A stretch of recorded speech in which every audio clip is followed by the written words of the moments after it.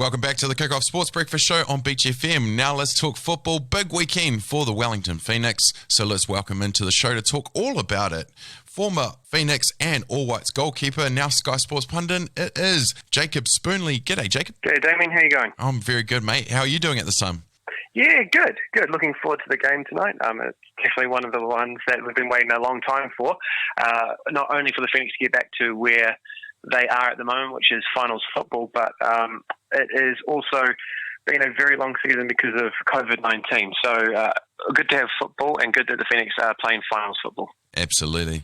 Mate, before we get into that final, I just want to ask, how has this season been on the team? It's been a long season. They stayed late last year and they're still going now, which probably would have finished. But how has it been on them being forced to, set up camp in Australia? No family or friends around them. Like, have you heard how the camp are feeling? Yeah, that's right, Damian. So they've been over in New South Wales now for 10 weeks, which includes a 2-week quarantine period. And I think it's been really starting to grind the boys, as it were. They've been away from friends and family for a while, albeit playing professional football, which of course is the best job in the world. It has taken its toll, and I think we've seen that in some of the performances. But putting that aside, this season for the Phoenix has really taken an arc. They started off with, I think it was 4 games or 5 games without a win. They then put together a club record for undefeated games. And unfortunately, since we've come back after lockdown, they haven't really found that form that they had during the middle of the season. So we're hoping that finals football, that one-off game situation, is where they're going to refine that winning mentality and really bring this one home against Perth Glory.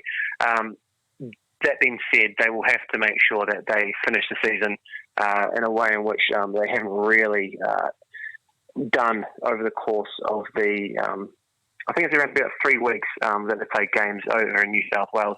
So there's a great amount of commitment there, but they just haven't quite got that sharpness that they had during the regular season. Yeah, massive gap. 15th of March, they played the victory, and then the 17th of July against Sydney. So how does a professional athlete, let alone a footballer, stay in shape, motivated, and driven with the eyes on the prize during that 4-month hiatus?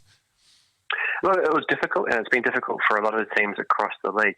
I think the Phoenix have done a wonderful job in representing not only Wellington but New Zealand. This team is very close in that team, and the foundation of that team culture was put in place under Andrew Durante and the tenure that he had at the club. It's been continued by now current captain Stephen Taylor, and it is something that really is a hallmark of this Wellington Phoenix side. So that's something that has really given them a foundation to put in place a decent training level, a good environment within the camp.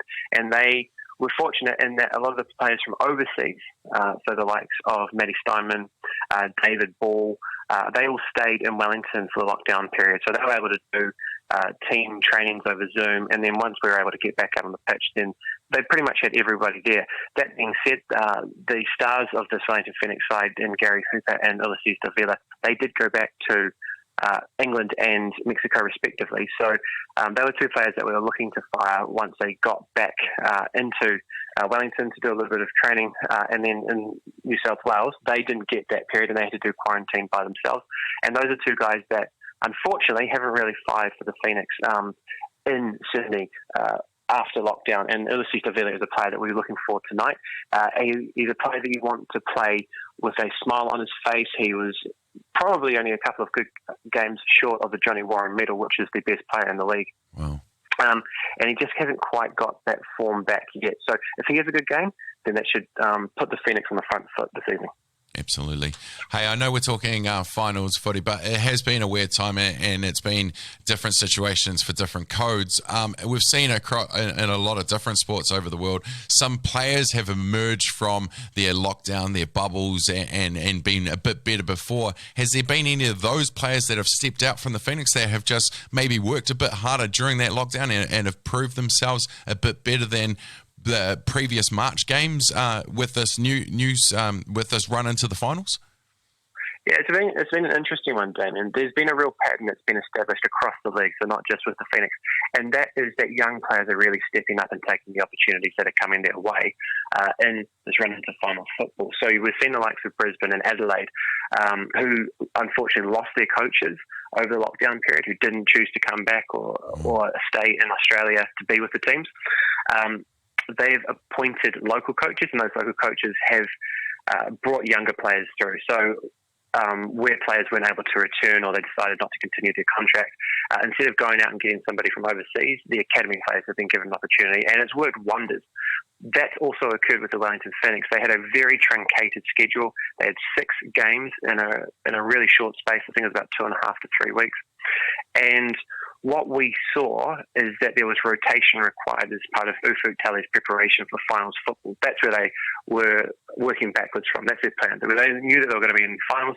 How can we lower the risk to make sure that our star players don't get injured? That unfortunately didn't happen with Gary Hooper. But what we did see as part of that rotation, chances for the likes of Callan Elliott, for example, at right back, who was able to really put forward a strong case to be the replacement for Tim Payne. Now that means that another local boy, Louis Fenton, will probably miss out based on what we've seen in the run into this game. But it's a great result for Callan Elliott, who's been playing his football in I think at Tasman United, and then also for Wairarapa United in the Central League. So he's really made the jump up, and it's great to see that sort of story from him. The player that's really gone from strength to strength, and I think is probably going to sweep all of the awards at the end of the season for the Wellington Phoenix, is Libby Kakache. And unfortunately, this might be the last game that we see of Libby Kakache if the Phoenix do get knocked out this evening. I don't think they will, but if that does happen, then it's likely that Libby Kakache will be off overseas. And we've seen interest from everywhere in this guy. If you want to understand how much of a big deal this kid is, I think he's a St. Pat's town, or Scots College kid. He is apparently, and I don't have the ability to check this, he's apparently the best player on the FIFA football game that you play on your PlayStation or your Xbox. He's the best left back outside of Europe at the moment. That's how highly they've rated him in terms of the analytics. And then we've also got the likes of Callum McCower, who I would suggest is the next one off that production line for the Wellington Phoenix. Probably going to follow the likes of Sarpreet Singh and Libby Kakache and get that move to a bigger and greener pasture probably in Europe. Oh, although it sucks to lose them, you do want them to be successful. Hey, let's talk about this final now. Last time we played Perth, it was on the 22nd of July. We won 2-1. Can we take anything from that, or it is finals footy, anything can happen on the day? Yeah, exactly right. And look, Perth Glory, they were a team that did really well last season. They were kind of on track and mirroring quite closely what the Phoenix were doing. They didn't have great patches throughout the course of the season, but they were able to put together a run and accumulate enough points to make sure that finals football was almost a certainty. In terms of what we'll see from them, Tony Popovic, I think he's probably going to play, and I might be wrong here, 2 or 3 of his sons. So there's a little bit of family favouritism there. So his sons are actually part of the team. They do have an absolute superstar in Fornaroli, who's the Uruguayan who was playing with Melbourne City and moved to Perth. He is the danger man for Perth Glory. He makes them tick. But unfortunately, Perth actually have lost a number of players. So Diego Castro was one of the more established stars in the league. He hasn't returned for Perth, and he made them tick in the midfield and was really the supply line for Bruno Fornaroli. Also, I can't remember his name. I think it's Van Bach, I think it is, a big German centre-back. He also hasn't returned. So it's a bit of a different-looking Perth side. Fortunately for the Phoenix, how it's really panned out is that they were able to get Perth in the breakdown. So Perth finished 6th. The Phoenix finished 3rd, which is great for them. There was a little bit of luck in there because Western United actually lost to Melbourne City in the last game of the season. Had they won, it would have looked very different. What it does mean, though, is that the Phoenix have probably picked up the least informed side in finals football. Perth were probably the team that a lot of other teams in the preliminary semi-final stage would have liked to have got. I was having a chat with Jason Pine earlier in the day, and we both are of the view that there's concerns with the Wellington Phoenix. They're not hitting their stride yet, and that's a concern in that we want them to achieve their potential for the season, which will hopefully be making the final. I would suggest that they are probably one of the top 2 teams on their day in the competition.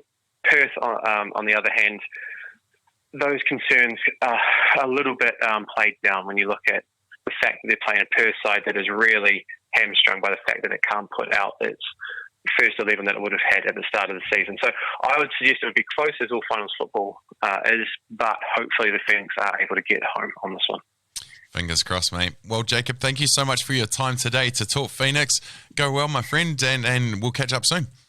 Yeah, looking forward to it, and good luck to everyone who's got the opportunity to play some football or some sport today.